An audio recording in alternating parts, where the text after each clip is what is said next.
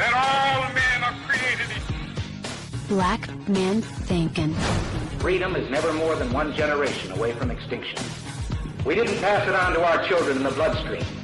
The only way they can inherit the freedom we have known is if we fight for it, protect it, defend it, and then hand it to them with the well-taught lessons of how they in their lifetime must do the same. Black Man Thinkin. Anytime you throw your weight behind a political party that controls 2/3 of the government, and that party can't keep the promise that it made to you during election time, and you are dumb enough to walk around continuing to identify yourself with that party, you're not only a chump, but you're a traitor to your race. Black Man Thinkin. If we lose freedom here, there's no place to escape to. This is the last stand on earth. And this idea that government is beholden to the people, that it has no other source of power except the sovereign people, is still the newest and the most unique idea in all the long history of man's relation to man. Whether we believe in our capacity for self-government or whether we abandon the American Revolution and confess that a little intellectual elite in a far distant capital can plan our lives for us better than we can plan them ourselves. Black Man Thinkin. In this present crisis, government is not the solution to our problem. Government is the problem. Black Man Thinkin. Stanley Levy, Black Man Thinkin, here on the dominant force of internet conservatism, Talk America Radio.us. Also WDDQ, Talk 92.1 FM in Valdosta, Georgia. WJHC, Talk 107.5 North Florida Talk Radio, Freedom in America Radio.com, and WLBB News Talk, AM 1330 and FM 106.3 in Carrollton, Georgia. Well, once again, I'm on Facebook. Suspension. Seems to be a regular occurrence now. We're going to get started today with the curious case of Rod Rosenstein. For those who do not know, Rod Rosenstein is the Deputy Attorney General over at the Justice Department, and he is the one who is responsible, most responsible for the current investigation by Bob Mueller into the Russian collusion matter. He is the one who responded to the repeated requests. Let's not forget that Attorney General Jeff Sessions recused himself from all things Russia. So it fell to the deputy, who is Rod Rosenstein, who is a holdover from a previous administration. He chose Bob Mueller. Choosing Bob Mueller actually came with his own set of baggage because Bob Mueller has a lot of conflicts of interest. As a matter of fact, his relationship with the then director of the FBI, Jim Comey, was a conflict of interest matter. His relationship with Rod Rosenstein, if I remember correctly, was also a bit of a conflict of interest matter. Nevertheless, that has gone forward, which is kind of interesting.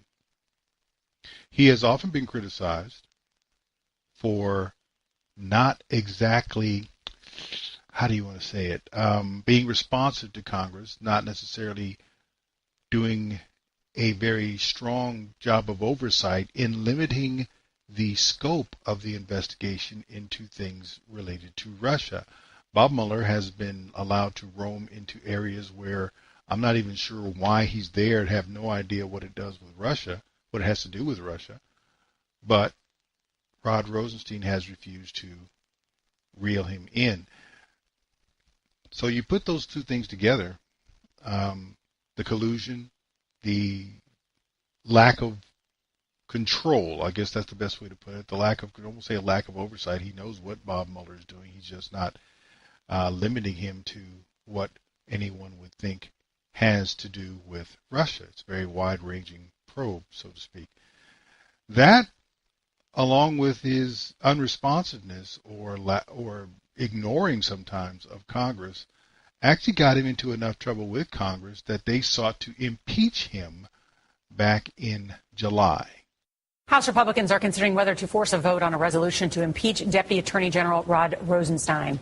11 House conservatives introduced articles of impeachment yesterday. They accuse Rosenstein, who oversees the special counsel's Russia investigation, of not being responsive enough to their requests for documents. No word if that's grounds for impeachment. Paula Reed is at the White House. Paula, good morning. Good morning. This is just the latest in this ongoing feud between the president's Republican allies and the Justice Department. Now, Tea Party leaders Mark Meadows of North Carolina and Jim Jordan of Ohio, along with 9 others, are steering this effort to try to oust Rosenstein. They're alleging that he has conflicts of interest in the ongoing special counsel investigation. They also accuse him of intentionally withholding documents in other ongoing investigations into the Justice Department and how it handled investigations related to the 2016 elections. Now, if Rosenstein was impeached, the Russia investigation would continue, but special counsel Mueller, he would be supervised by a different senior Justice Department official. Rosenstein has pushed back against these partisan attacks, warning back in May that the Justice Department is, quote, not going to be extorted. But it's unclear how far they're actually going to be able to get with this effort, or if it could even come to a vote, because several top Republican lawmakers have said they do not support the idea of trying to impeach Rosenstein, including House Oversight Chair Trey Gowdy. Now, the Justice Department has not commented yet on these efforts. Gail? All right. Thank you very much, Paula. So that was back in July of this year. Apparently, it really did not go anywhere. There wasn't adequate support from the leadership. Trey Gowdy came out against it. Speaker of the House, Paul Ryan, who is retiring, also came out against it. All a matter of, well, let's just keep the investigation going. An investigation that they already, that all know has produced nothing regarding the matter for which it was convened. We wanted to see what had happened between Donald Trump, his campaign, and Russians. We have seen nothing. There has been no evidence presented, and the opponents of Trump will say, well, we have indictments and we have convictions. You have nothing dealing with collusion. You have nothing dealing with corruption within the Trump campaign. You have nothing.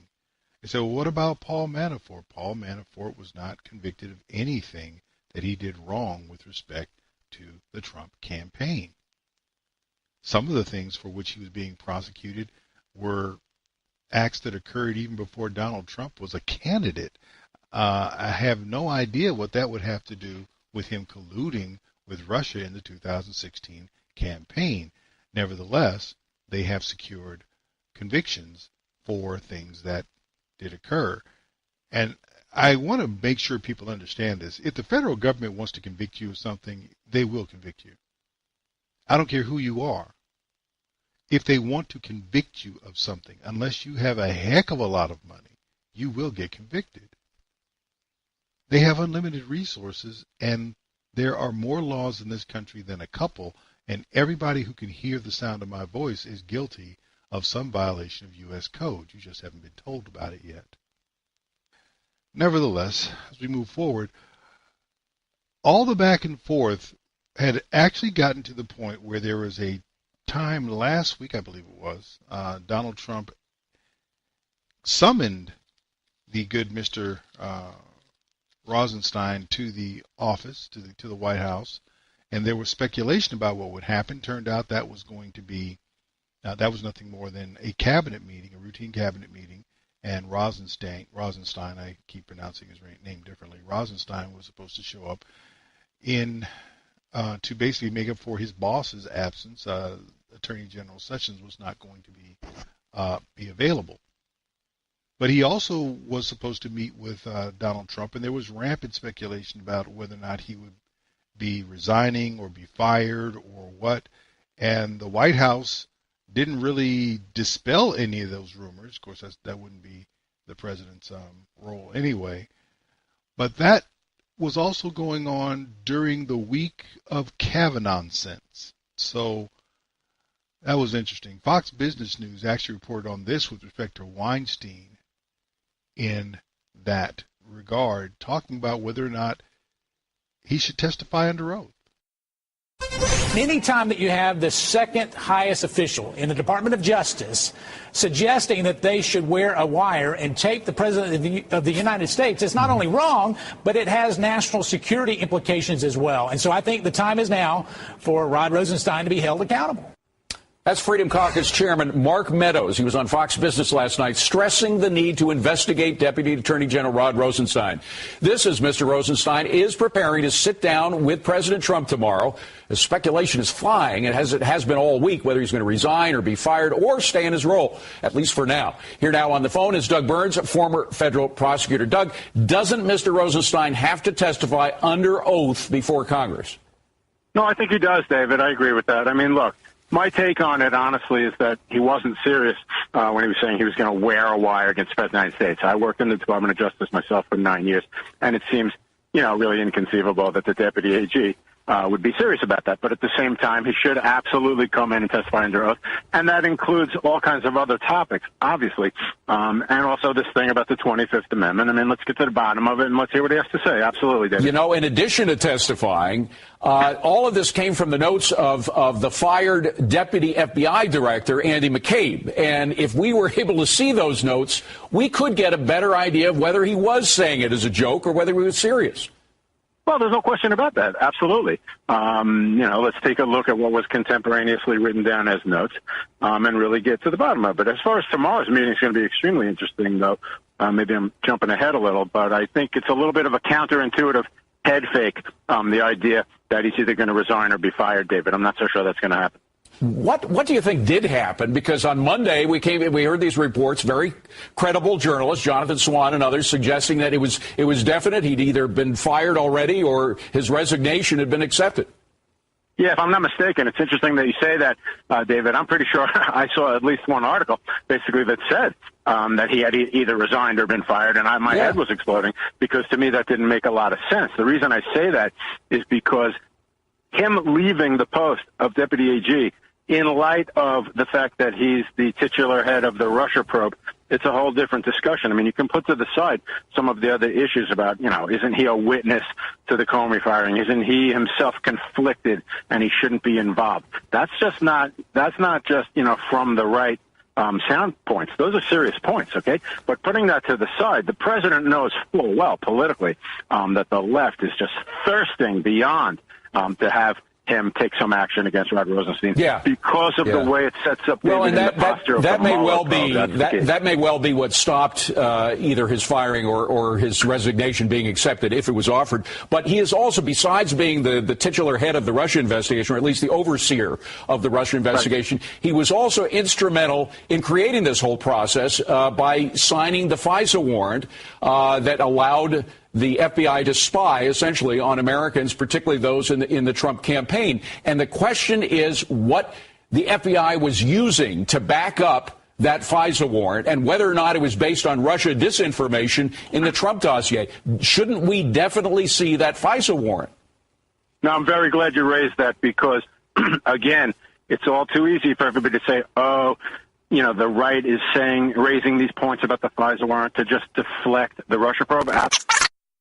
It's going to come out that there are some serious questions about what happened with that initial warrant and the 3 renewals and whether, in point of fact, they overly relied on the dossier and their presentation to the court. Those are all absolutely legitimate questions. Of course, it was very interesting, David, that the president looked like he was going to declassify the warrants that were presented to the FISA court, and now apparently, at least for the time being, has reversed it. But to answer your question, I couldn't agree with you more, David, that should be released so everybody can look at exactly what was presented to that FISA court in all 4 instances. We got to get to the bottom of it. Doug Burns, we thank you very much for coming on, Doug. Appreciate it.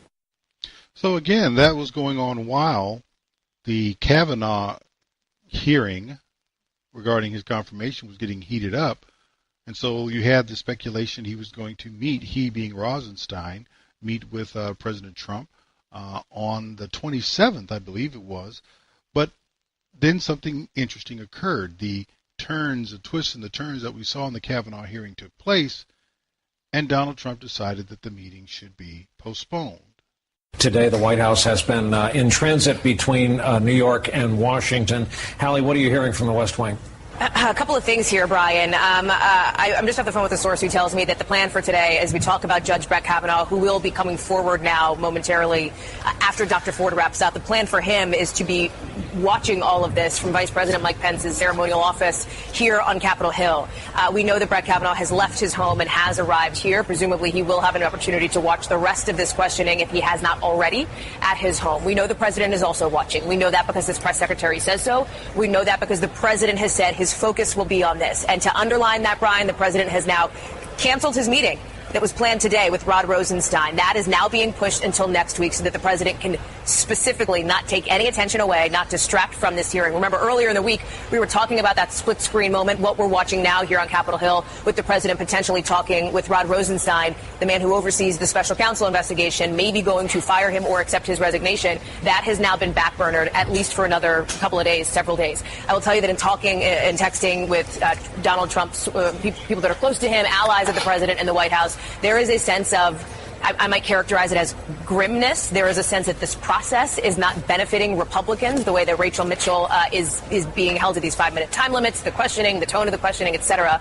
We are getting now a little bit of, at least on the record, reaction from the president's son, Donald Trump Jr., who just in the last little bit here has tweeted about this. He is drawing attention to that line of questioning that you heard from Mitchell related to Dr. Ford's fear of flying. She said she didn't like to fly. She does for vacations. That's more pleasurable to her, she says, than coming out east to face questioning in this manner, if you will. So I think some folks in the president's orbit are still reserving judgment until after they hear from Brett Kavanaugh, but the pressure is on him in an intense way, Brian.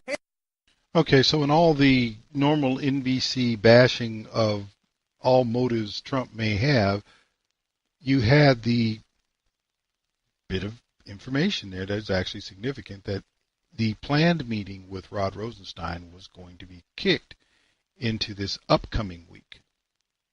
Wow. Or the week starting, I guess the week starting the 1st of October. And to be honest with you, I'm not sure it's going to happen then because of what is still ongoing with respect to the Kavanaugh confirmation process. So who knows when that's going to occur. But let's be clear on something. Rod Rosenstein is not in the most tenable of positions. And he got there not because he is doing a good job, but because he is not doing an unbiased job. The appearance of impropriety with him with respect to the FISA warrants, which he signed, with respect to not controlling the scope of the Mueller investigation, which he has not, with regard to not being responsive to Congress, which he really has not been. All of these things are reasons to question his motivations for the things he does. And now, of course, you have the slight, or at least a perceived slight, of him saying that he should wear a wire, and now we're going to invoke the 25th Amendment and things of that nature. Do I take that seriously? You know what? I take it seriously enough, not because it in and of itself tells me anything, but if it gives adequate reason to remove somebody from a position of influence who is not serving the people of the United States well, then so be it. He shouldn't have said it. Whatever it was, he shouldn't have said it. And I know how people want to feel it's not a big deal. I said, well, you know what? If you don't want the pressure that comes in being in certain situations, then don't take the job, because you're going to get a certain amount of scrutiny. And I'm not going to say that some of it isn't unfair. But it's curious now that Rod Rosenstein went from being someone who made bad decisions at the beginning of this, has made questionable decisions throughout the Mueller investigation, and now faces the possibility of having his role in government removed. Curious case. And I don't know exactly how it's going to turn out. What I can say is, once again, the political genius of those they consider a political novice, Donald Trump, has now once again been revealed. Donald Trump has been very careful not to be overly harsh with Rod Rosenstein. He hasn't. But Rod Rosenstein has hung himself. If he goes down, it's going to be not because Donald Trump is unhappy with him. It's going to be because of what he's done from the time he named Bob Mueller to run this investigation to now. He has not acted with, what's the word for it, with equanimity. He's not been fair. He's not been unbiased. He has not controlled scope. So we'll see what happens. And now Donald Trump has has him in the enviable position of being able to let him twist in the wind while something more important goes on. Donald Trump is intimately aware of what's going on with Rod Rosenstein. And now he can put it off to a time of his choosing and have the impact that he wants. Brilliant. Not going to say that Donald Trump orchestrated all this, but it's still brilliant. Stanley Levy, Black Man Thinking, will be back right after this. Stanley Levy, Black Man Thinking, here on the dominant force in Internet conservatism, TalkAmericaRadio.us. Also WDDQ, Talk 92.1, FM in Valdosta, Georgia. WJHC, Talk 107.5 in North Florida. Freedom in America Radio.com and WLBB News Talk, AM 1330 and FM 106.3 in Carrollton, Georgia. Well, the so-called trade war with China that Donald Trump has been waging, quote unquote, is finally starting to hit a meaningful target. I'll tell you what I mean by that, but first let's go back, because from the time this began, where Donald Trump, in fulfilling a campaign promise, said, we're going to adjust our trade agreements with other countries, and he has said some very tough things, as he would put it, regarding China and their manipulation of currency and their manipulation of markets. And this is something that's been going on for a while, and the United States is not the only ones who complained about China. China has developed a manufacturing overcapacity that has allowed it to dump products in other markets, notably steel, not only in the U.S. and elsewhere, to the point where it is a problem for other nations. China has in effect made itself one of the leading steel producers in the entire world, to the point where you can't do much if you're not buying Chinese steel, and Donald Trump has sought to reverse that to the extent that that can be reversed. But let's back up and remember, all the hand-wringing by the media in our country has seemed to overlook some very interesting facts when it comes to what's going on in the back and forth between the U.S. and China on trade. Back in April, China made certain concessions regarding trade.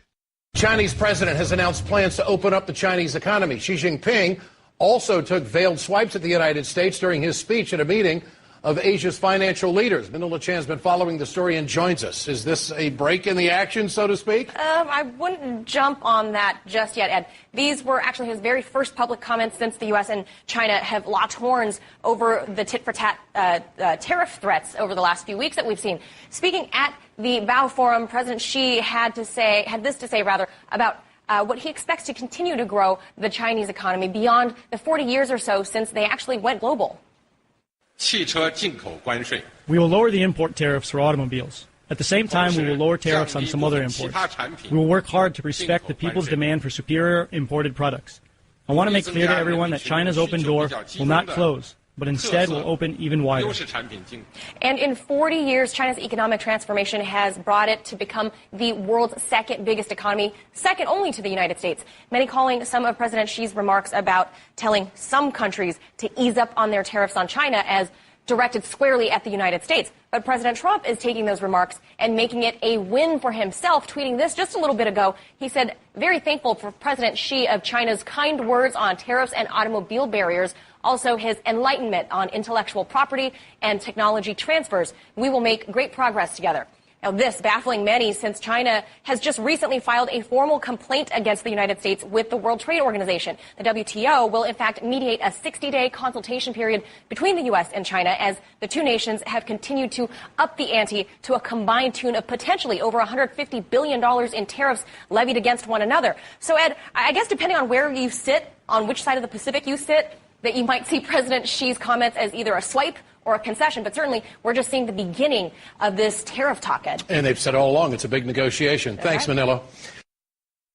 Those last words from the late Ed Schultz, they've said it's a big negotiation. And notice what was in there in the middle. Well, we're going to drop tariffs on cars, and we're going to respect the people's requests for higher quality foreign products. Well, that means you have to lower tariffs, doesn't it? How did that get missed? I don't understand. The Times of Oman actually reported on that incident a little bit in a similar manner back on the same date. This was back in April. A sigh of relief from markets as Xi Jinping promises to open up China's economy, easing worries over a potential trade war. Cold War mentality and zero-sum games are more and more old-fashioned and outdated. Xi spoke at the annual Boao Forum for Asia, promising several specific plans in his Tuesday address. That included significantly lowering import tariffs for cars, decreasing duties on some other products, and improving the investment environment for international companies. His speech sent U.S. stock futures, the dollar, and Asian shares higher. The Nikkei climbed 1.08% after being in negative territory earlier in the day. Toyota and Honda, who both have businesses in China, rallied around 2% each. This comes after a week of escalating tariff threats between China and the U.S., sparked by Washington's frustration with Beijing's trade policies. Analysts say with Xi's Tuesday speech, there's growing hope that a trade war might be averted. But now with the ball in Trump's court, the big question is, how will the U.S. president react?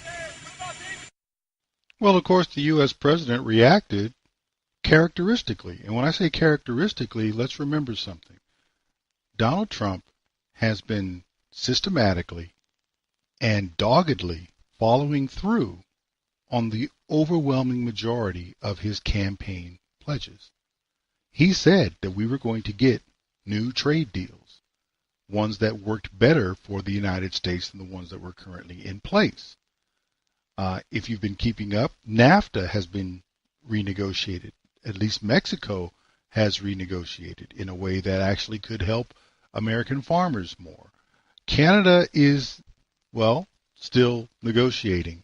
But if you think that Donald Trump is going to cave to Canada after he didn't cave to Mexico, I'm sorry, I don't think that's the case.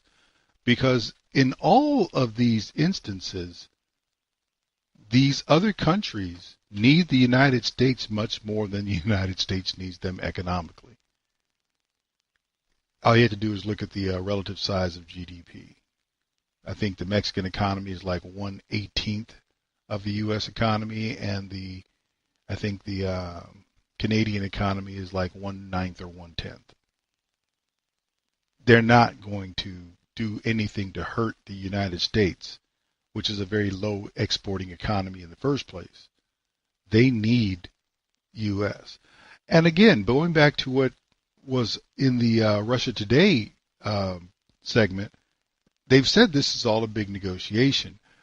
Now, Daniel Lacatelle said the same thing back in June on CNBC. No. I think that what he is doing is negotiating very, very aggressively, knowing that the other side, China in particular, is unable to retaliate in a way that is going to hurt the U.S. economy. The U.S. economy is a very low exporting economy. It exports around less than 12% of its GDP. But on the other side, you have China, who has not only massive industrial overcapacity, but needs to export more. And more importantly, it cannot grow 6.5% without the massive trade surplus with the United States. So this is a negotiation tactic. And what you know is that time doesn't work in favor of one side, China, and what the U.S. is trying to do is to achieve something in return. And think about this. Every time that Trump presents a new set of tariffs, we find, oh surprise, a new set that existed already of tariffs that China is lifting. So, in fact, what we're actually seeing is the unveiling of so many hidden tariffs, so many hidden protectionist measures from the European Union, from China, that ultimately will end up in a different perspective. But there are some very specific industries. I mean, General Motors sells more cars in China than it does in the United States domestically. Sure. And most of the US automakers manufacture and assemble with Chinese finished parts. Absolutely. So there will be significant consequences for some industries if Trump continues down this road. Because there will be no trade war. This is not a trade war. This is a negotiation. This is a negotiation in which the US, as your biggest customer, is saying, look, this is unfair. So we need to find a common ground. There you have it. Every time Trump hits on something, there's another concession. So whether it be cars, whether it be on foreign investment, whether it be on lowering tariffs on other goods, to the benefit of not only the United States, but also to the Chinese, because they are calling for higher quality foreign goods. The only way they're going to get higher quality foreign goods is for those goods to have an easier time getting to Chinese markets. And in July, Al Jazeera English announced another round of Chinese tariff cuts. Tariffs are being cut on nearly 1,500 products, ranging from cosmetics to home appliances, clothes and pharmaceuticals. It's seen as a boost for global brands wanting greater access to China's booming consumer market, and a boost for China's consumers, who were promised by President Xi Jinping at last October's Party Congress to be given greater spending power. Oh, absolutely. This is consistent with the national strategy that improving the quality of life now is a priority, ahead of deleveraging, ahead of the trade war. But with the threat of a trade war with the United States, China has just released a white paper claiming it's fulfilling its commitments as a member of the World Trade Organization, or WTO, which regulates international trade. China will continue to seek to improve multilateral trade rules, keep pace with the times, and reform the multilateral trading system with other members of the WTO. Taken together with the tariff cuts, it seems to be sending a message that despite US claims of unfair trade practices, China is playing by the rules. The tariff cuts also serve a wider strategic objective, putting pressure on local producers of low-tech goods such as clothing and cosmetics to become a part of China's broader ambition to be a global leader in high-tech manufacturing. That bold strategy, Made in China 2025, is seen as a major challenge to the technological dominance of the United States, and is arguably one of the reasons behind the US threat of a trade war to thwart China's ambitions. Rob McBride, Al Jazeera, Beijing. And there you have it again, the threat or the discussion of a trade war. There's no trade war going on. If there were a trade war, then China would not keep cutting. They would keep raising. That's what a trade war is. You tariff me, I tariff you. And tariffs go up and up and up. China's tariffs are going in the opposite direction, y'all. Maybe you haven't missed it. You've missed it. But that's just the way it's going. CGTN in August also talked about what the Chinese were going to do with regard to soybeans. You might remember there was a big thing about a boat or a ship that was out there with soybeans and whether or not anyone's going to pay the tariff, whether it's going to be paid in time, and if the tariff went into effect, U.S. soybean farmers were going to be in trouble because the Chinese were not going to pay the tariff and they were going to stick it to them. Yeah. Well, what actually happened? A cargo ship stuck at sea is finally docking at a Chinese port. The Peak Pegasus has been sailing near the coast for over a month, trying to dodge the U.S.-China trade war. The ship missed a deadline to avoid a 25% tariff on the imported goods by just a few hours. CGTN's Sushan Qin reports from the port in Dalian City in northeastern China. Right behind me, the Peak Pegasus is unloading its 70,000 tons of U.S. soybeans. The vessel docked around midnight and started offloading the shipment. The vessel was a social media sensation as some media picked it up and reported that it was racing to deliver its shipment before new Beijing tariffs took effect last month. It was expected to arrive on July the 6th, shortly after U.S. President Donald Trump imposed the first round of tariffs on $34 billion worth of Chinese goods. But docking today means the U.S. soybean shipment is subject to a further 25% retaliatory tariff by China. The cargo owner, agricultural commodity trading house Louis Dreyfus, and the Chinese purchaser Sino Grain told us that the ship didn't dock due to a limited warehouse capacity at the port. Due to the escalating trade conflict between the U.S. and China, some firms have increased their orders for soybean imports, causing a temporary congestion at the port. Several vessels were waiting to offload, and China's Sino Grain said it will pay off the tariffs. The Chinese firm also has to pay additional fees to keep the vessel in the water, but Sino Grain said it is normal for the purchaser to cover that cost if docking was delayed. Sino Grain also said that it has already found alternative soybean sources, so it has not yet seen lags in productions or price hikes. Now, Chinese firms are sourcing from countries like Brazil and Russia. I've spoken to a few traders, and they said while South American countries and countries around the Black Sea have the capacity to fill the demand, there are still logistical challenges, and that's why prices have been slowly going up for Brazilian and Russian soybeans. Some analysts say China still needs to import a relatively small amount of U.S. soybeans to meet its demand. Xu Xingchen, CGTN, Dalian, Liaoning Province. So China, in response to tariffs by the U.S., threw another 25% on soybeans from the U.S., and the Chinese firm that couldn't avoid the tariffs paid them. Does this seem like this is really a war where the Chinese are even making progress? Doesn't sound like it to me. Business Insider is now, recently ran a story back on the 26th of September. China takes a step backwards as it braces for the impact of Trump's trade war. Again, there is no trade war. China says it would cut import tariffs on numerous non-U.S. goods, a major step backward in its trade war. They keep using that term with the U.S. The move is most likely designed to protect Chinese consumers. Isn't that what we talked about back with the first thing, where the first clip where the Chinese president said he's trying to respond to the requests of Chinese consumers for higher quality foreign goods? Well, it's going to protect Chinese consumers against rising costs associated with tariffs. How's it going to do that? By lowering their own tariffs.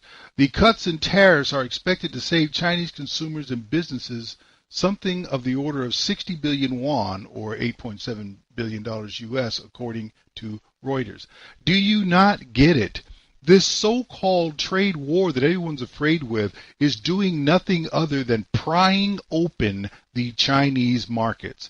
It is identifying and eliminating barriers to trade that have always been in China, and no one's known about them because they've been told something different. It's not true. Donald Trump is exposing them, and the Chinese president, once they are exposed, is eliminating them to the benefit of his own people, to the benefit of other countries in the world, and the benefit of the United States of America. That's all that's happening, guys.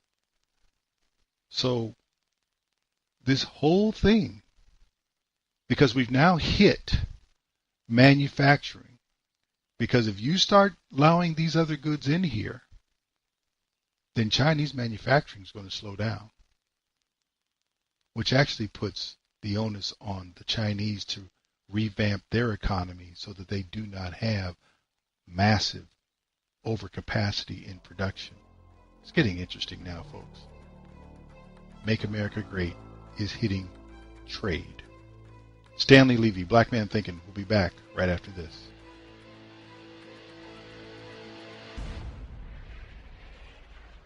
Stanley Levy, Black Man Thinkin', here on the dominant force in internet conservatism, TalkAmericaRadio.us. Also, WDDQ, Talk 92.1 FM in Valdosta, Georgia, WJHC, Talk 107.5 North Florida Talk Radio, Freedom in AmericaRadio.com, and WLBB News Talk, AM 1330 and FM 106.3 in Carrollton, Georgia. Final segment of this first hour. What's happened to the Mueller investigation? Now, I know the first thing that we have is, now we have bigger fish to fry. The left, which is always concerned about, along with the mainstream media, how can we get rid of Trump? How can we need to get rid of Trump? In the Mueller investigation, because they wanted to hop on the implausible, but, well, it is what it is. It's their idea that Trump had to cheat. He cheated with the Russians, and if we can prove it, then we can invalidate the 2016 election. Still don't know how all that works. And so far, they have yet to turn up any evidence thereof, of any collusion, of anything of wrongdoing with respect to Donald Trump's campaign, and the Russians, or anything like that. But they're still trying. Robert Mueller is still running his witch hunt, and in order to keep it going, he has strayed very far from the scope of items that he was expected to be investigating. We're not really talking about Russian collusion anymore. And now, with over the last week, we've seen that Rosenstein, who is running or shepherding or controlling Mueller's action in the investigation. There is rumor now that he could be on the hot seat, that it's possible that he might resign or even be fired by Donald Trump. Donald Trump is neither confirming nor denying those rumors. He just said that, he'd prefer not to fire him, which doesn't say that he wouldn't accept his resignation. So, but in the meantime, with the Supreme Court nomination going on, a few other things, haven't heard that much out of old Robert Mueller lately. So this would be a good time to take a look back and say, well, let's talk about everybody that he has gone after so far. So here is, and Vox.com actually put this together, and they're no friend of Donald Trump. As of the 14th of September, all of the people that have been indicted and from whom they have plea deals with respect to the Mueller investigation. There's George Papadopoulos, former Trump campaign foreign policy advisor. He pleaded guilty back in October of 2017 to making false statements to the FBI. No Russian collusion. Matter of fact, he's going to be jailed for a grand total of 14 days. Paul Manafort, well, he was indicted on 25 different counts, related mainly to his past work for Ukrainian politicians and his finances. They don't tell you here that a lot of that stuff was well before the 2016 election. Some of it was even 2010 and earlier. Nevertheless, they went after him. They got him for tax evasion and something else. And trust me, if you really think that he did something wrong, don't let the federal government come after your taxes. Trust me, they'll find something. Well, he was convicted on 8 counts of financial crimes, no election crimes. And there was a second trial, and he struck a plea deal to avoid that. So there's also Rick Gates, a former Trump campaign manager, campaign aide, and a longtime business partner for Manafort. He was indicted on charges similar to those of Manafort, but he agreed to a plea deal, pleading guilty to just one false statements charge and one conspiracy charge. But conspiracy with regard to what wasn't the campaign. Michael Flynn, the cornerstone of everything before, the crown jewel of everything that Mueller has done prior to Paul Manafort being convicted, pleaded guilty last December to making false statements to the FBI, but none of those false statements were made during the campaign. Let me see. There were 13 Russian officials, 13 Russian nationals and 3 Russian companies who were indicted on conspiracy charges, with some also being accused of identity theft. The charges related to a Russian propaganda effort designed to interfere with the 2016 campaign. No mention of Trump. The companies involved are the Internet Research Agency, often described as a Russian troll farm, and 2 other companies that help finance it. The Russian nationals indicted include 12 of the agency's employees and its alleged financier. No mention of Trump. Richard Pinedo, this California man, pleaded guilty to an identity theft charge in connection with the Russian indictments and has agreed to cooperate with Mueller. I'm not hearing anything about Trump. Alex van der Zwaan, London lawyer, pleaded guilty to making false statements to the FBI about his contacts with Rick Gates and another unnamed person based in Ukraine. Konstantin Kilnik, longtime business associate of Manafort and Gates, who's currently based in Russia, was charged alongside Manafort with attempting to obstruct justice by tampering with witnesses in Manafort's pending case. I'm still waiting to hear anybody talk about Russian collusion. Just because you're talking about Russians doesn't mean there's any collusion. 12 Russian GRU officers, these officers of Russia's military intelligence services, they were charged with crimes relating to the hacking and leaking of Democrat emails in 2016. You really didn't have to hack any of the Democrats' emails. If you remember, Hillary Clinton had those things on a server in a flippin' bathroom someplace. Finally, there's 2 other people he's investigated, but then handed over to others in the Justice Department to handle. Both of them agreed to plea deals, Michael Cohen and Sam Patton. That's the full list. That's the full list.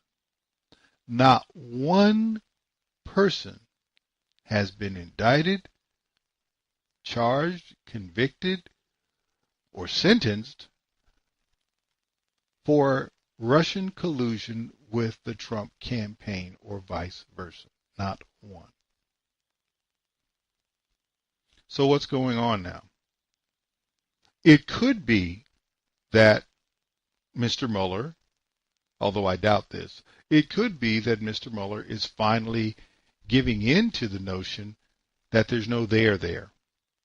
And maybe we need to just kind of wrap this puppy up and move on.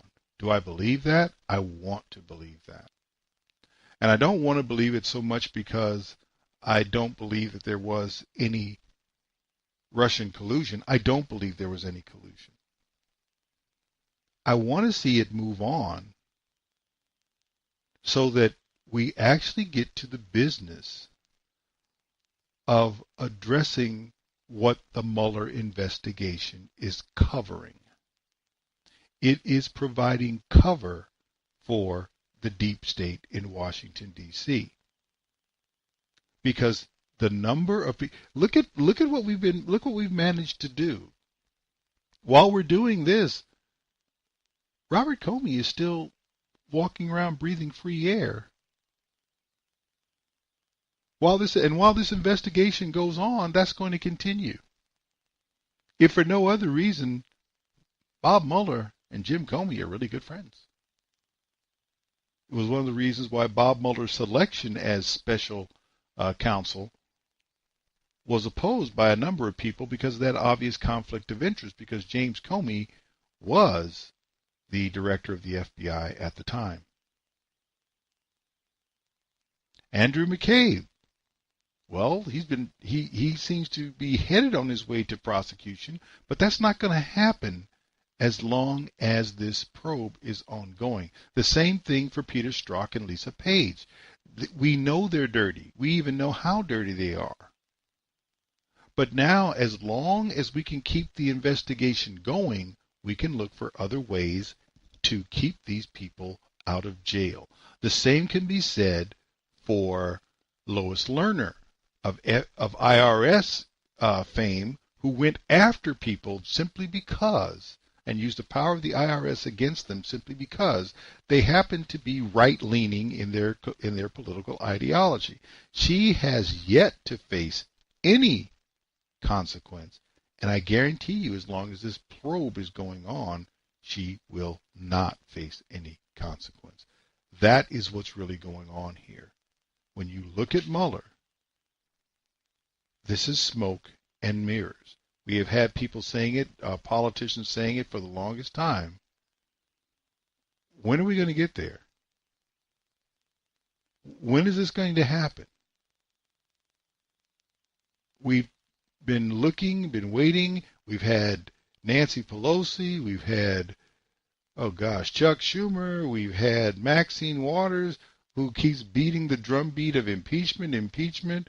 We had the Clown Brown Caucus, also known as the Congressional Black Caucus, going so far as to moving a piece of legislation to a floor vote. They actually got a vote on impeachment articles for Donald Trump. Now, let's bear in mind, they haven't moved any legislation to a vote. I don't know if they've done that in my lifetime, and I've been around for more than a minute. I've been around since 1961. I cannot recall before they actually got this to the floor for a vote. They got voted down by their own people. The Democrats didn't even go for this. But the Clown Brown Council, or caucus, whatever you want to call them, actually managed to get that out there for a vote.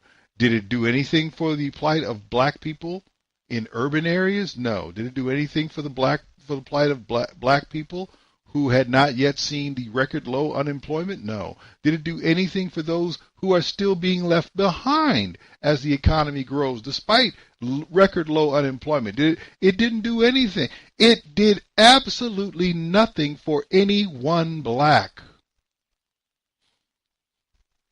And since it got shot down, it didn't do anything for anyone at all. Had no impact on Trump. But we're still going through these motions. This is silliness, guys. It really is silliness. And it's going to keep going. Because let me tell you, just in case you did not know, once you get past the nomination fight for Kavanaugh, and I tend to believe that he will be confirmed, you really have to start asking yourself the question, so what's the next fight? What can they fight? What will they do?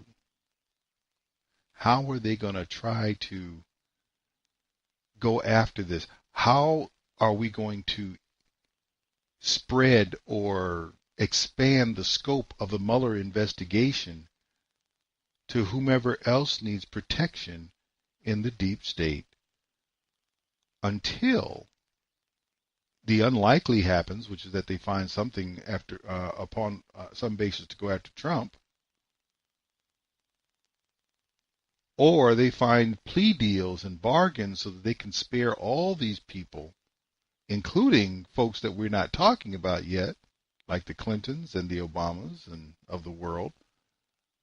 How do we make sure that we can make things safe for them to not go to jail? If you ask me, that is what this entire thing was about all along. Because everyone knew, even back to Van Jones being accosted on the street corner on a video that I don't think he realized he was being recorded, and he said, this whole Russia thing's a nothing burger. It is a nothing burger if you're actually listening to what they tell you they're out to do. If you pay attention to what they actually want to do, they have a lot of people to protect. This is how they're going to do it. This is how they're going to do it. They're going to investigate. They're going to throw a lot of smoke in the air. They're going to ruin some people's lives, and they're going to let a whole lot of dirty folks get off. If you don't believe me, just watch. And as soon as we can get Kavanaugh off the front page, I would bet my dollars against your donuts we're going to have some type of a minor miracle going on with the Mueller investigation to get it back in the news. Oh, well. With that, let me turn this over to my good friend Ron Edwards, and after that, we'll be back with Hour 2 of Black Man Thinking. The effort to stop Brett Kavanaugh illustrates how low the swamp dwellers will go.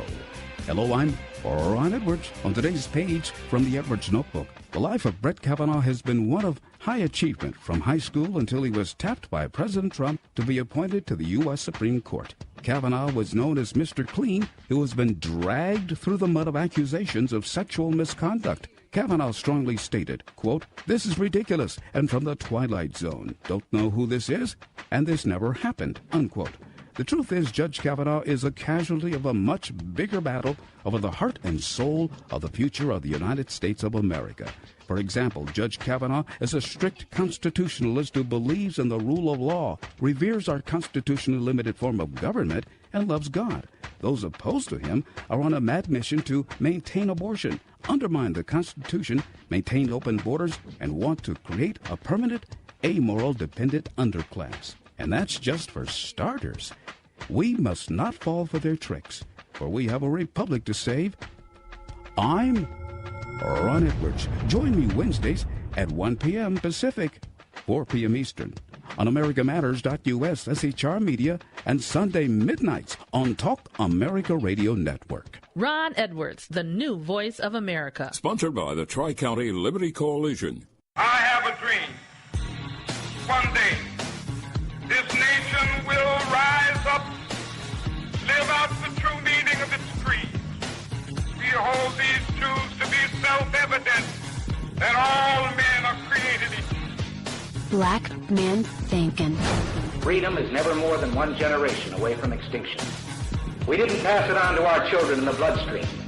The only way they can inherit the freedom we have known is if we fight for it, protect it, defend it, and then hand it to them with the well-taught lessons of how they in their lifetime must do the same.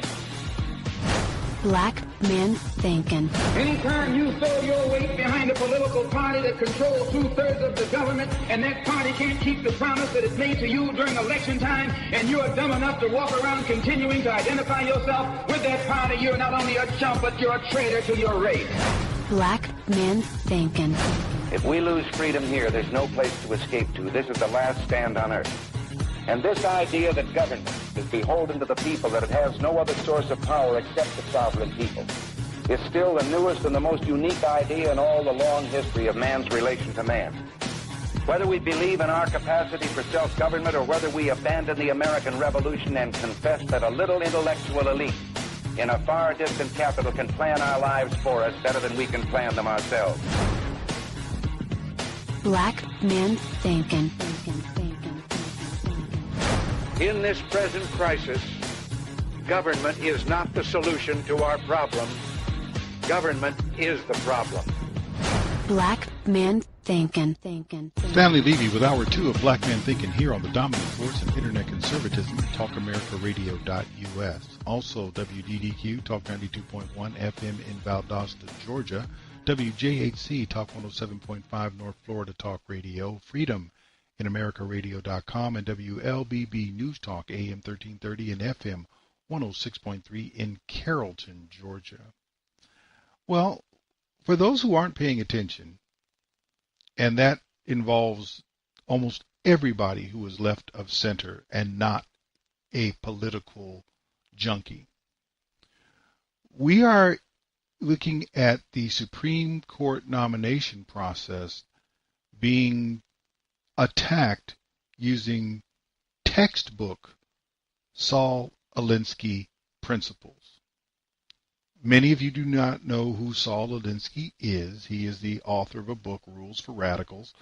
It is basically, how do you disrupt a system? How do you tear it apart through relentless political pressure?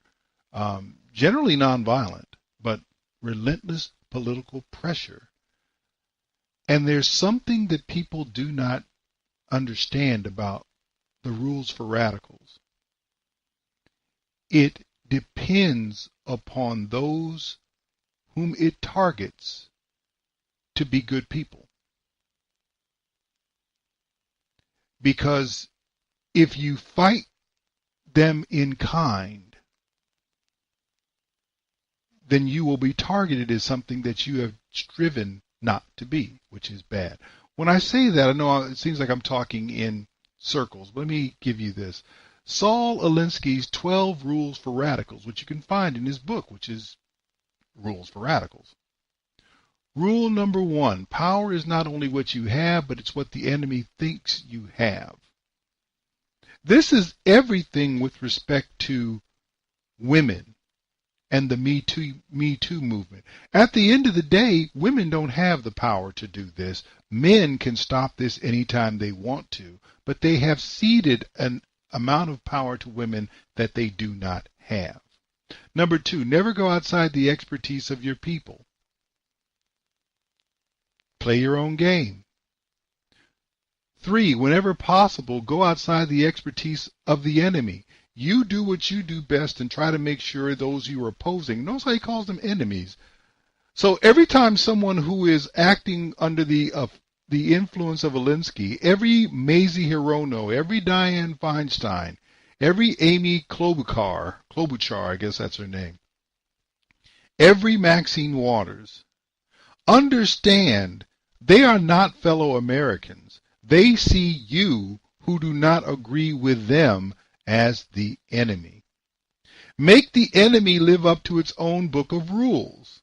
In other words, if you believe it's the right thing to do to be married before you have children, then make sure that go looking for someone who's in that group who believes that but who didn't do that, and make sure that you hold them accountable for their life failure, even though there's not a moral individual anywhere in the progressive movement.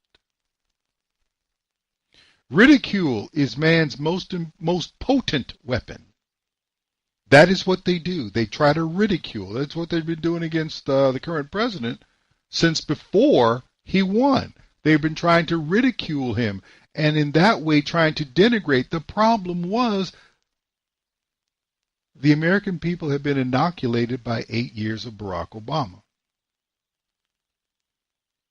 A good tactic, Rule 6, is one your people enjoy. A tactic that drags on too long becomes a drag. See, that's where they're starting to mess up. They've gone after something for a bit too long, and the American people have caught on to it. Keep the pressure on. Never let up. That is what they're doing with regard to Brett Kavanaugh. They are trying to make him quit. They're trying to make Trump quit, which is unlikely based on what he's gone through up to this point. But they figure maybe they have a softer touch in Brett Kavanaugh. Rule 9. The threat is usually more terrifying than the thing itself. In other words, just keep up the threat because that's what they're afraid of, that something might happen. I'm going to go ahead and get to Rule 12, which is the big one, which is what we're seeing right now. Pick the target, freeze it, personalize it, polarize it. Cut off the support network and isolate the target from sympathy. Go after people and not institutions. People hurt faster than institutions. This is cruel but very effective, direct, personalized criticism and ridicule works, and that's exactly what you're seeing from the left in these hearings. Now, to be sure, this started back in July with the nomination of Kavanaugh. The Washington Post did an uncharacteristically straight-up piece on this, and it kind of points out everything that they wanted to start with. It was a broad attack. Justice Kennedy devoted his career to securing liberty. I am deeply honored to be nominated to fill his seat on the Supreme Court.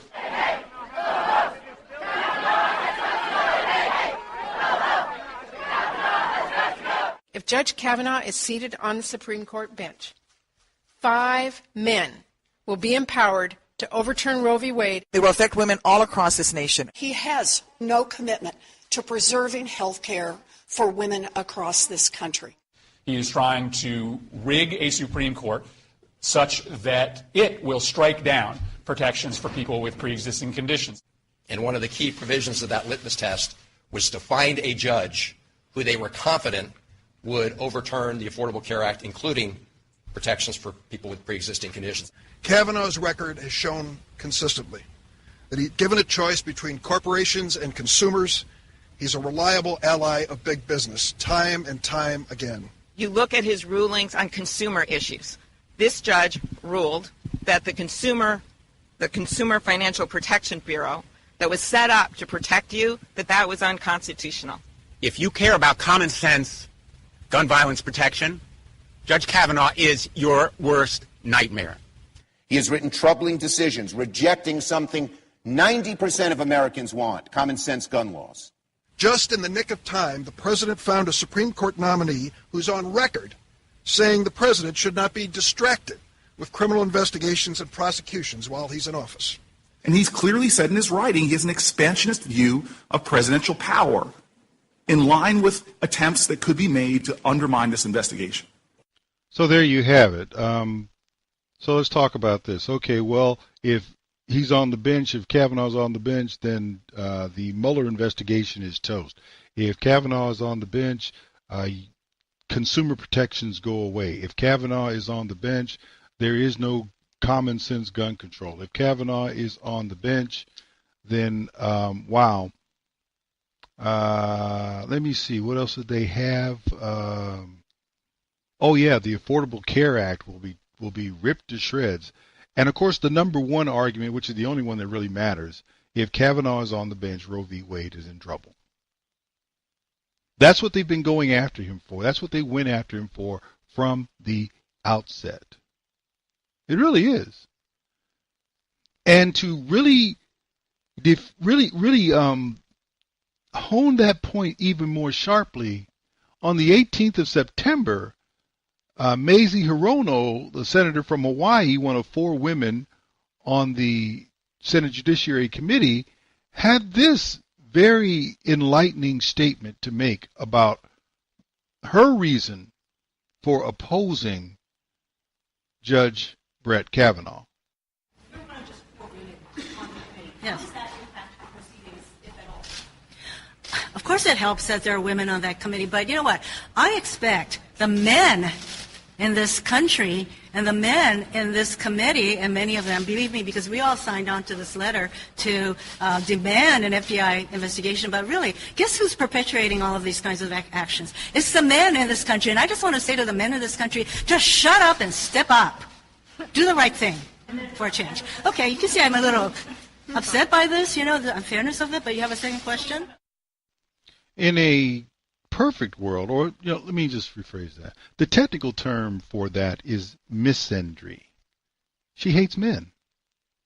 And that's what this is all being turned into. Brett Kavanaugh cannot be allowed to be on the Supreme Court because, as Patty Murray said at the beginning of the other clip, well, then we'd have 5 men deciding whether or not women can kill children in the womb. And we don't want men to make that decision because men won't make the decision that we want. And since our decision is the most important thing, we are going to hate all men. All men need to shut up and then step up and do the right thing, which is allow us to kill children in the womb. That's really all you need to know. And they made it personal from the beginning. Hey, hey, ho, ho, Kavanaugh, who's been sitting on the D.C. Circuit Court of Appeals since 2006, all of a sudden he has to go? All of a sudden, this guy who's been through multiple FBI background checks, because you have to go through that when you're nominated for the federal bench, and nobody found any of this stuff. So now we need another FBI investigation to find what they couldn't find 6 other times. Why they didn't find it 6 other times? Well, it's because Christine Blasey Ford didn't come forward. Well, she didn't come forward because nothing happened except what she's lying about. And those lies finally, I don't know what got into Lindsey Graham. I really don't. But on the 27th, which was the Thursday before the vote that got it out of committee and moved it off toward the floor of the Senate, he took offense to what he understood had occurred that brought them to the point of having delayed this thing for more than 2 weeks, only to go into the next day, and then we were going to see it delayed even further. I'm really upset that they knew about this in August and never told anybody. I'm really upset that Dianne Feinstein believed this was a credible allegation, that you wouldn't do Mr. Judge Kavanaugh the service of saying, I've got this, what's your side of the story? Turn it over to the committee so we could have something not this close to the midterms. When they say that she wasn't sure we were willing to go out there, that's a bunch of bull. I don't know what they told Ms. Ford, but we were willing to go to California. We were told she couldn't fly. All I can say is that we're 40-something days away from the election, and their goal, not Ms. Ford's goal, is to delay this past the midterms so they can win the Senate and never allow Trump to fill the seat. I believe that now more than ever. I don't know who paid for a polygraph, but somebody did, and here's what I'm more convinced of. The friends on the other side set it up to be just the way it is. I feel ambushed as the majority. We're going to hear from Mr. Kavanaugh, Judge Kavanaugh, and I've been a judge, a prosecutor, and a defense attorney, and here's what I'll tell you. When it comes to where it happened, I still don't know. I don't know when it happened. She said she's 100% certain it did happen. I bet you Judge Kavanaugh will say I'm 100% sure I didn't do it. The people named say they don't know what Ms. Ford's talking about. She can't tell us how she got home and how she got there. And thus the facts I'm left with. A nice lady who has come forward to tell a hard story that's uncorroborated, and this is enough. God help anybody else that gets nominated. I'm not going to reward people for playing a political game. I think with her life, she is just as much a victim as this as I think Brett Kavanaugh, because somebody betrayed her trust. And we know who she gave the letter to. And the people that betrayed her trust, they owe her an apology. Do you still want to vote on Friday? You still want to vote on Friday? All right. So we have it. It is an allegation uncorroborated, in some cases refuted, and it was known about long before it blew up, but it wasn't investigated in the way it should have been, privately, looking out, reaching out. because they knew if they went through the normal procedures, then you were not going to be able to get this done. And remember, you go after people, not institutions. People hurt faster than institutions. That's part of Rule 12. So you personalize it, you pick the target, you freeze it, you polarize it, and you hurt them. And that's what they look to do. And this, in part, the greater realization that Lindsey Graham had led to him blowing up in the committee hearing before the TV cameras, predictably. You meet with Senator Dianne Feinstein on August 20th. I did meet with Senator Feinstein. Did you know that her staff had already recommended a lawyer to Dr. Ford? I did not know that. Did you know that her and her staff had this allegations for over 20 days? I did not know that at the time. If you wanted an FBI investigation, you could have come to us. What you want to do is destroy this guy's life, hold this seat open, and hope you win in 2020. You've said that, not me. You've got nothing to apologize for. When you see Sotomayor and Kagan, tell them that Lindsey said hello, because I voted for them. I would never do to them what you've done to this guy. This is the most unethical sham since I've been in politics. And if you really wanted to know the truth, you sure as hell wouldn't have done what you've done to this guy. Are you a gang rapist? No. I cannot imagine what you and your family have gone through. Boy, y'all want power. God, I hope you never get it. I hope the American people can see through this sham, that you knew about it and you held it. You had no intention of protecting Dr. Ford. This is not a job interview. Yeah. This is hell. This is going to destroy the ability of good people to come forward because of this crap. Your high school yearbook. You have interacted with professional women all your life, not one accusation. You're supposed to be Bill Cosby when you're a junior and senior in high school. And all of a sudden you got over it. It's been my understanding that if you drug women and rape them for 2 years in high school, you probably don't stop. Here's my understanding. If you lived a good life, people would recognize it, like the American Bar Association has the gold standard. His integrity is absolutely unquestioned. He is very circumspect in his personal conduct, harbors no biases or prejudices. He's entirely ethical, is a really decent person. He is warm, friendly, unassuming. He's the nicest person. Now, before people bring up the idea that the ABA gave their recommendation and pulled it back, there has been a subsequent letter saying that that letter was sent without the authorization of the committee that makes those recommendations for judges. And that the ABA, the select committee that actually does the evaluation of judges and saying who has their highest rating and who is qualified, they have not changed their rating of Judge Kavanaugh.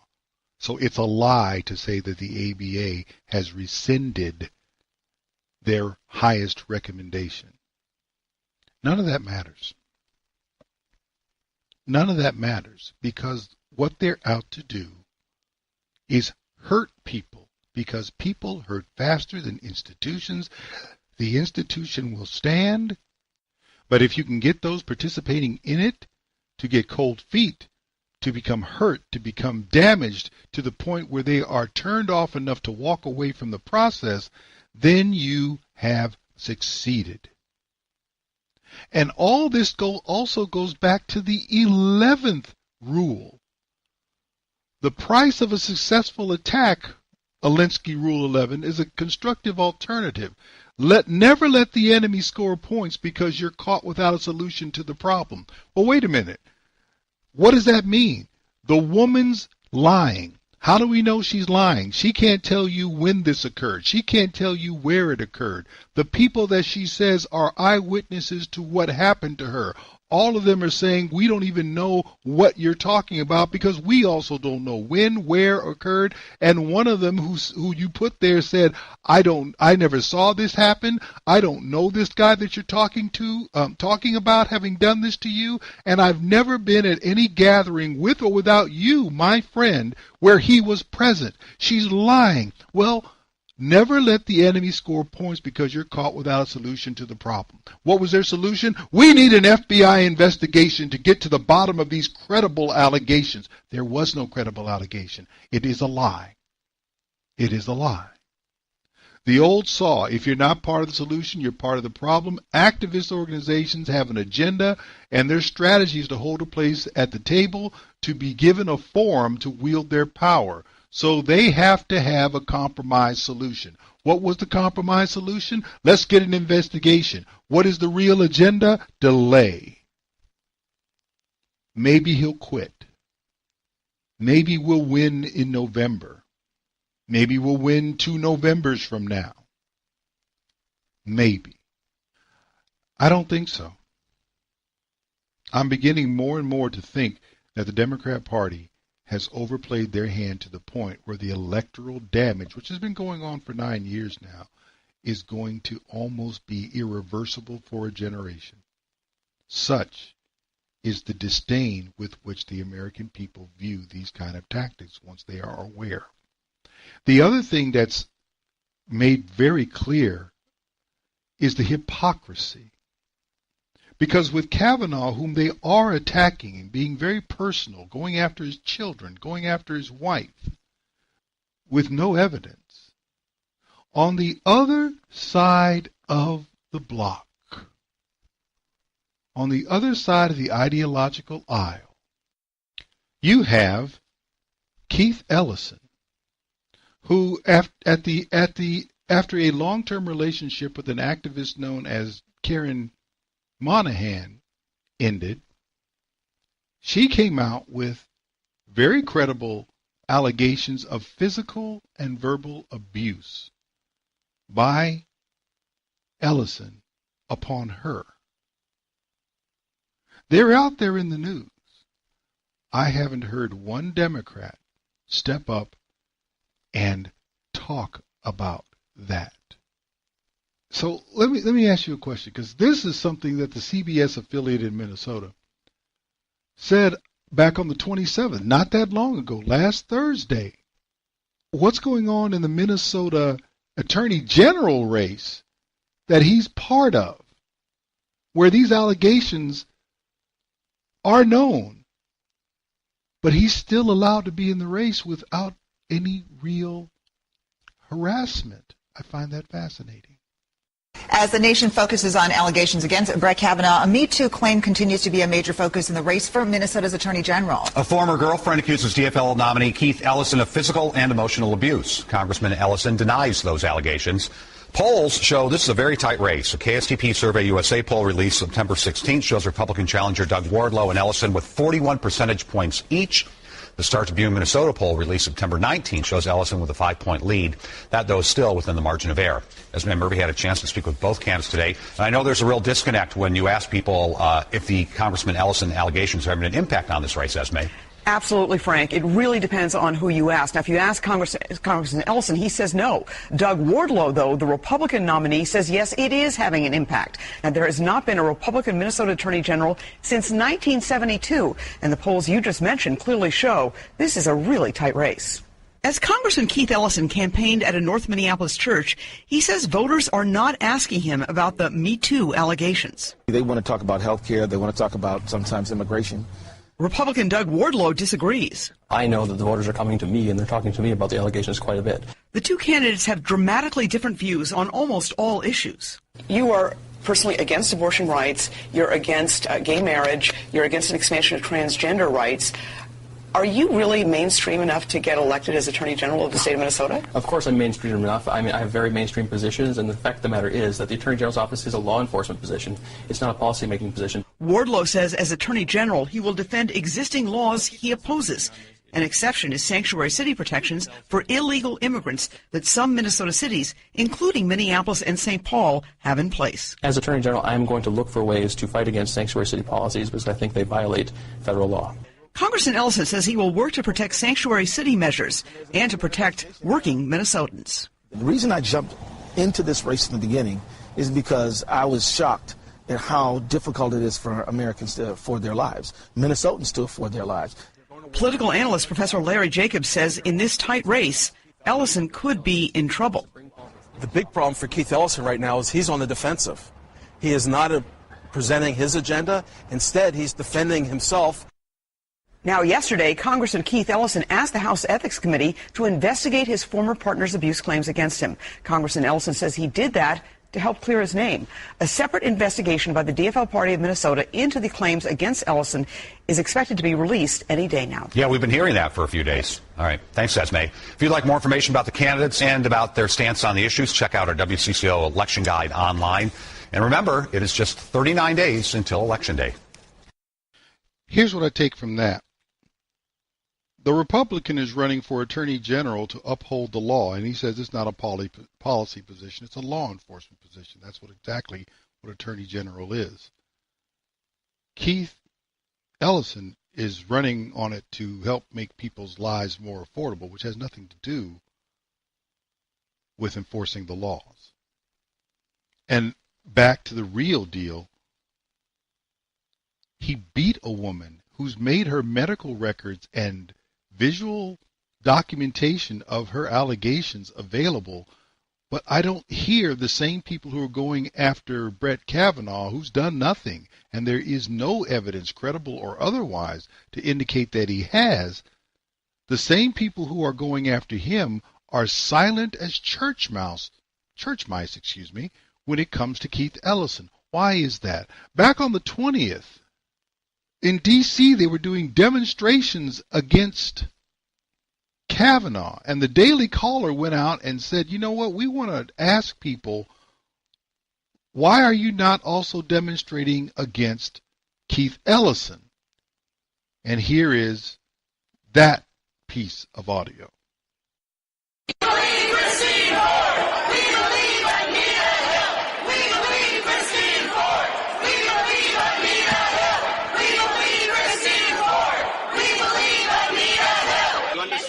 Have you protested that what this is a protest against the Republicans who are ramming Judge Kavanaugh. Do you think Keith Ellison should resign? I have no comment. Thank you. He's been accused of physical and verbal abuse. Do you think Keith Ellison should resign? Do you think Keith Ellison should resign? He's been accused of physical and mental abuse by his ex-girlfriend, Karen Monahan. She released her documents, her medical records this week. I'm sorry. Nothing's processing right now. Keith Ellison is the co-chair of the Democratic National Committee. Have you protested Keith Ellison? He's been accused of physical and verbal abuse by his ex-girlfriend. Have you protested? His ex-girlfriend has accused him of physical and mental abuse for years. It's been documented. She released her documents this week. Why isn't anyone protesting against Keith Ellison? He is the co-chair of the DNC. You're laughing. Is it funny? I'm sorry? You're laughing. Is it funny? Keith Ellison was accused of physical and verbal abuse by his ex-girlfriend, Karen Monahan. Have you protested? You're laughing. It's not allowed to matter. Victims deserve to be heard. Even if they're the victim of a Democrat. Do you believe Karen Monahan? I believe all of them. Okay. So should Keith Ellison step down? And they can't even answer. It's like they don't even know who Keith Ellison is today. Right, and I was educated by you, and I'm not embarrassed to say I didn't, because I did come here to learn, and what you tell me gives me a lot to research and think about. Yeah. And I'm glad, and like you said, a lot of people here just don't know. So this isn't political. This isn't political by the left that is potentially trying to push these vested interests. No, what's political is what the Republicans are doing to ram this through. Okay? So you don't think it's political that Senator Feinstein knew about this since July, didn't release this information until the very last minute? It wasn't political that this was not discussed during any of the hearings. So I'd like to get to the bottom. I'd like to get to the bottom of that. I'd like the FBI to investigate all of that. I want a full investigation and airing of all the facts. Do you think that the DNC chair, Keith Ellison, should he resign? He's been accused of physical and emotional abuse against his ex-girlfriend, Karen Monahan. She released medical records this week, and no one is listening to her. That's because the Republican people like you don't want it to happen. That's because somebody like Trump, and you know what Trump really is? He committed purge on kids. You know what Trump really is? Let me tell you what Trump is. Trump is just what the dictionary say, a low-down dirty nigga. Oh, you got a white nigga in the White House. You have a white nigga in the White House. That's what Trump is. And he's trying to push it now. Do you think Keith Ellison should resign? He's been accused of physical and verbal abuse by his ex-girlfriend. Have you protested Keith Ellison? Are protesters walking to Keith Ellison's office today to protest him? Does Karen Monahan deserve to be heard and believed? I'm going to say it. They sound like members of a cult, chanting, being herded away. I can't process this information you're telling me. You found one honest person in the lot, or at least someone who it would acknowledge that, wow, okay, I didn't know about this. The rest of them are not interested in knowing because they are sheep. It's that simple. They are sheep. And the way they protect against the mind control and cultism that they practice is to accuse their enemies of what they do. This is Alinskyism. And it's not even thinly veiled. It is in the open, and it is trying at the very highest levels of the United States government to inject very personal, very damaging practices as policy, so that you cannot have a system of public institutions in which you can have trust. You can only see who can lob the most venomous personal attack and make the greatest number of people recoil in horror, so that the Alinskyites can then have complete control. The only hope is that people are aware of these things and fight them in any way, shape, or form they can, including at the ballot box, including in the street, including anywhere. Because this level of ignorance is incompatible. This level of ignorance and cultism is incompatible with the American creed. You cannot have the 5 self-evident truths of the Declaration of Independence operating alongside cultism and Alinskyism. You cannot. Stanley Levy, Black Man Thinkin'. We'll be back after this.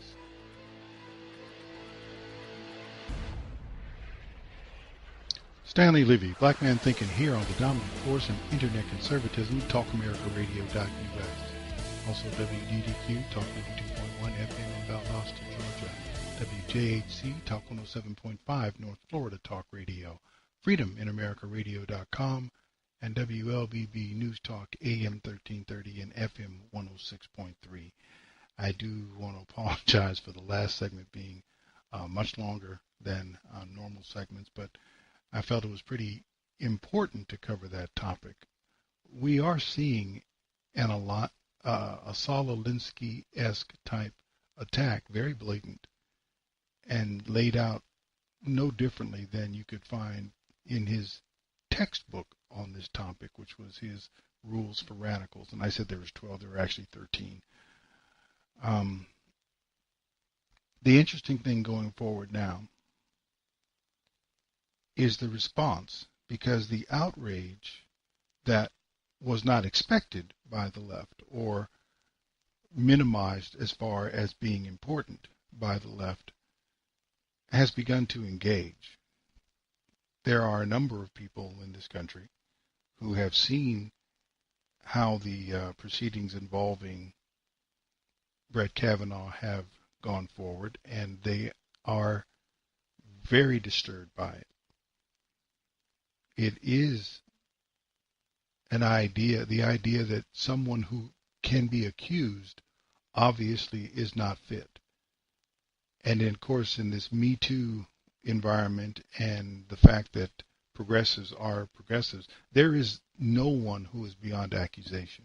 Everybody can be accused, which basically means that whomever they dislike or whomever they do not wish to be in any position, their response to that is simply to accuse them falsely, accuse them repeatedly, accuse them in volume.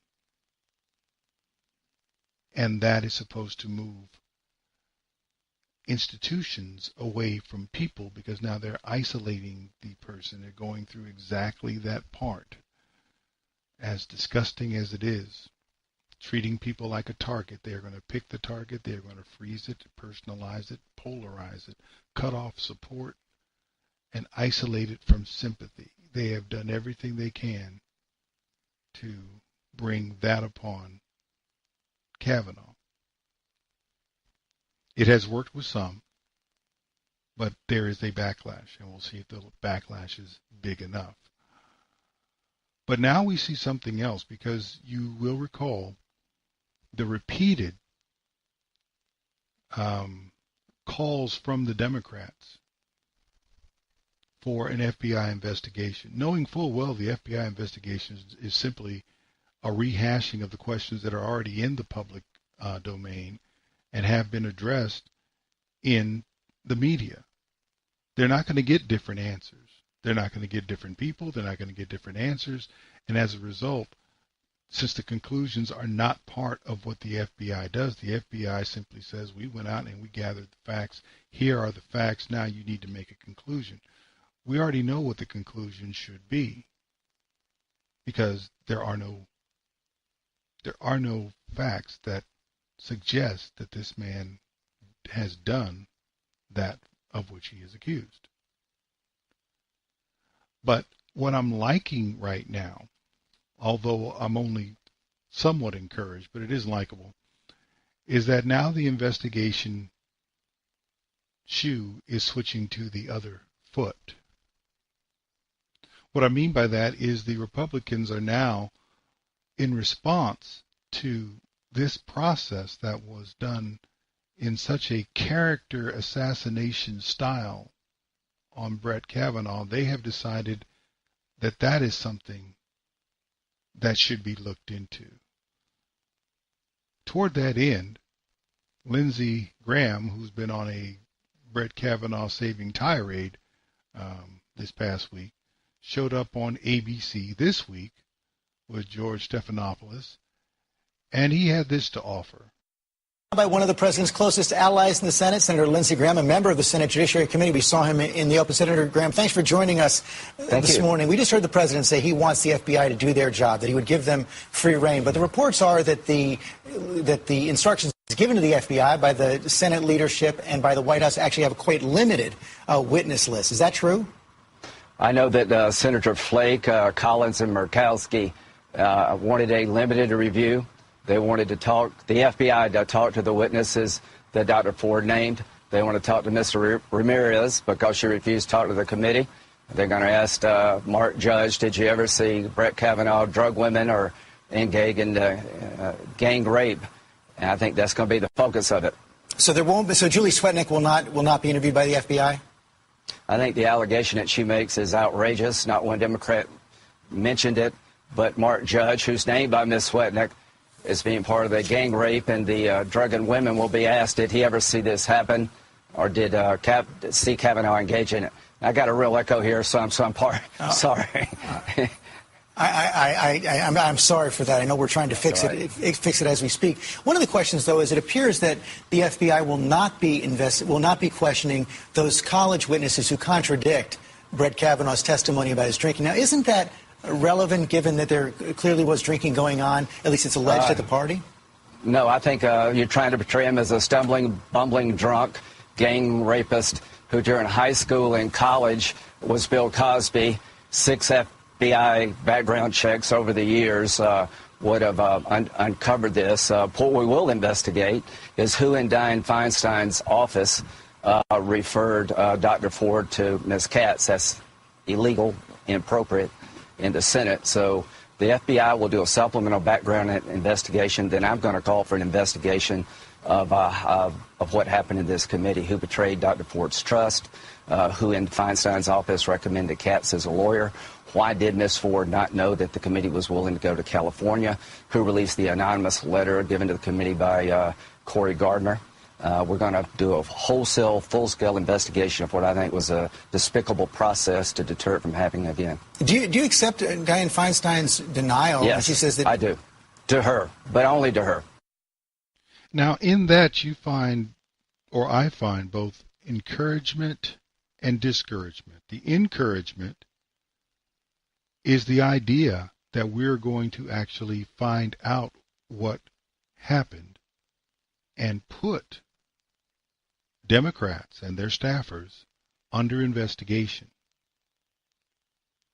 That's encouraging. Here's what's discouraging. The likelihood that they're going to really follow through with what they find is low. The likelihood that the Justice Department will do anything if something turns up, something that is credible, the likelihood that it will follow through based on the way the deep state in D.C. operates, even with the Trump shakeup of the last year plus, doubtful. The other thing that is discouraging is Lindsey Graham's unwillingness to call out Dianne Feinstein for what most of us already know she is. She's a snake. She's an evil witch. She knew what was going on. She's smart enough to have given herself plausible denial. But this is the same woman who kept a Chinese spy on her payroll for 2 decades. Either she is, crazy like a fox, dumb as a rock, or she is really evil. I'll give you any 2 of those 3, but it's going to have to be 2 of those 3. And as it is right now, Lindsey Graham is not willing to face those items when it comes to Dianne Feinstein. She is, I guess he considers her his friend or a friend who would never do such a thing and lie to him about it. I don't know what to tell him. Dianne Feinstein has lied to people through her teeth, in their face. It's nothing new. But as I said, despite that discouraging thought that he's not willing to see Dianne Feinstein for who he is, and then there's the GOP penchant for not following through with their threats, I guess that's all you can call them, to investigate and hold Democrats accountable. Well, we'll see what happens. Another thing that is encouraging was reported by CNN on Saturday, the day following the vote to move the nomination to the floor.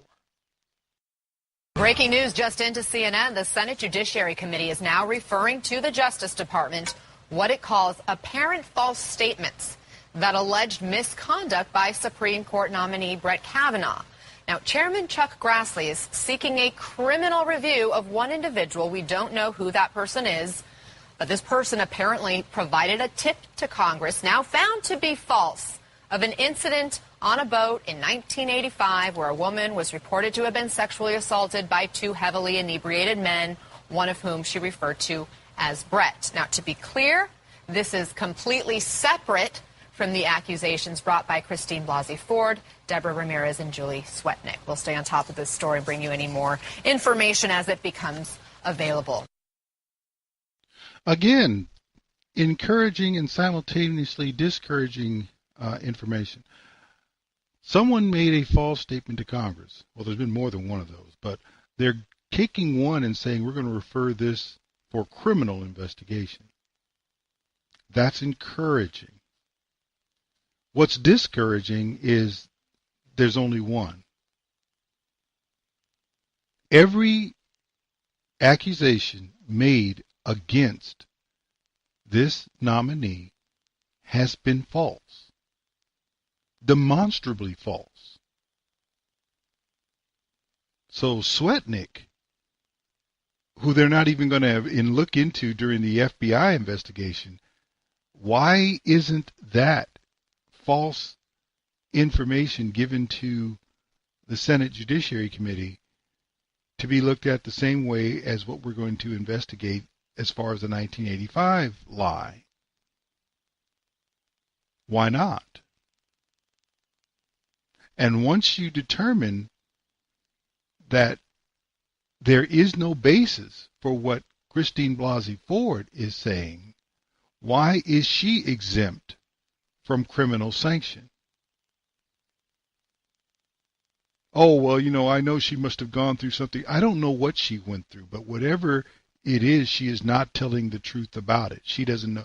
She is telling me she had a traumatic experience. She does not know where. She does not know when. She does not know how she got to the place where the traumatic experience occurred. She cannot tell me how she got away from the place where the traumatic experience occurred. She can't accurately tell me who was there, or everybody is lying but her. It didn't happen.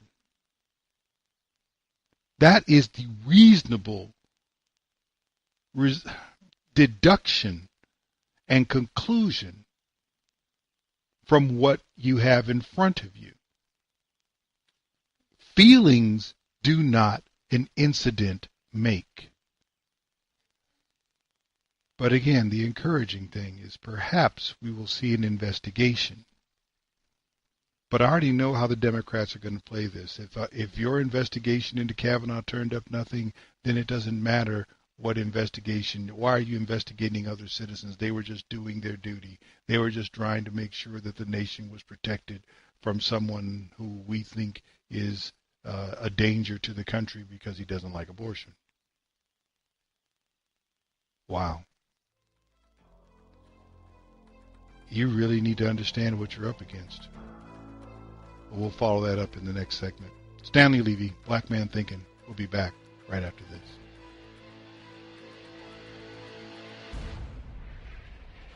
Stanley Levy, Black Man Thinking, here on the dominant force of internet conservatism, TalkAmericaRadio.us. Also WDDQ, Talk 92.1, FM in Valdosta, Georgia, WJHC, Talk 107.5, North Florida Talk Radio, FreedomInAmericaRadio.com, and WLBB News Talk, AM 1330 and FM 106.3 in Carrollton, Georgia.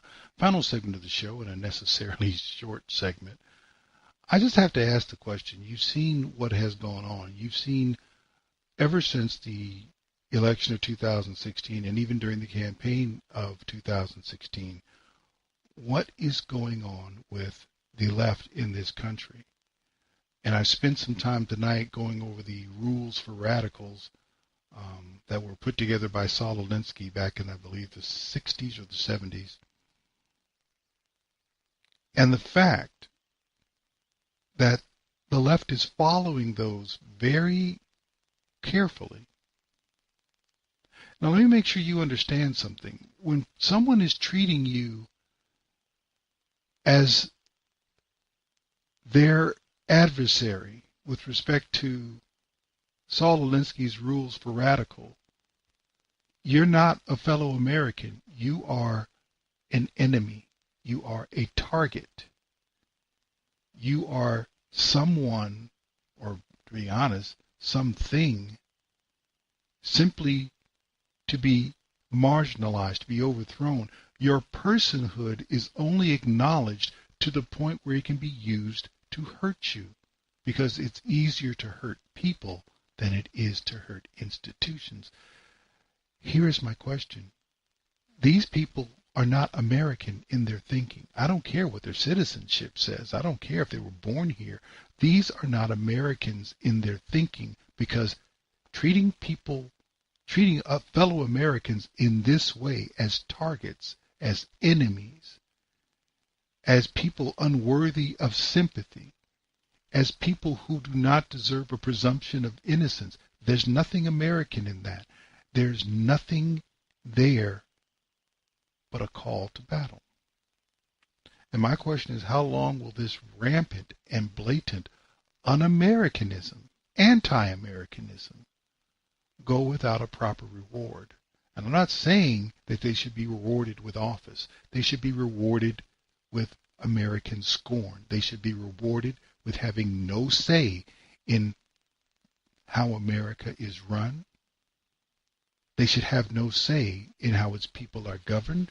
They should have no say in how its resources are utilized, because they do not want this country to succeed. They only want it to be changed, and changed into their image. So let me make sure I make this very clear, because I am famous or infamous, depending upon your point of view, for using the term white progressives and their pets of color to describe the political left in this country. I don't consider them Americans. The most racist people I know, the most racist people that can exist in this country are white progressives. Because to them, people of color are not people.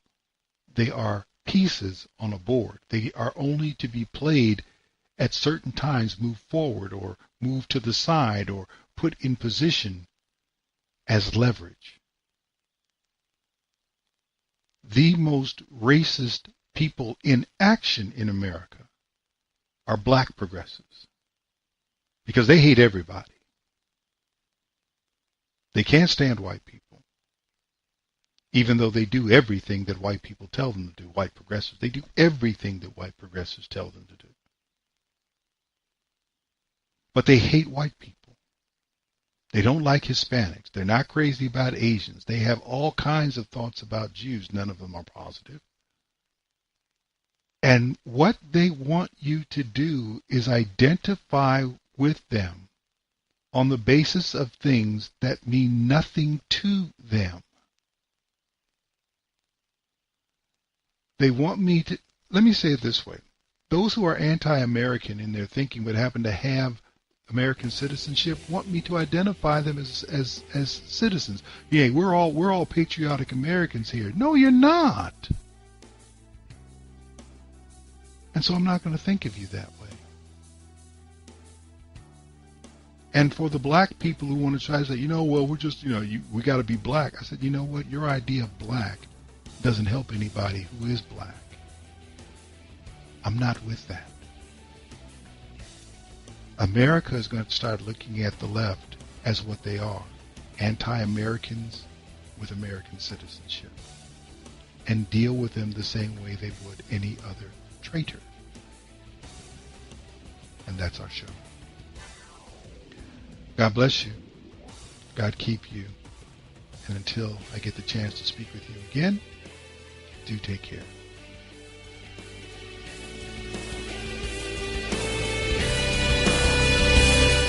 You've been listening to Black Man Thinkin' with your host, Stan Levy. Join Stan midnight to 2 a.m. That's late Monday night into early Tuesday morning. And find him on the web at Black Man Thinkin' without the G. That's blackmanthinkin.com.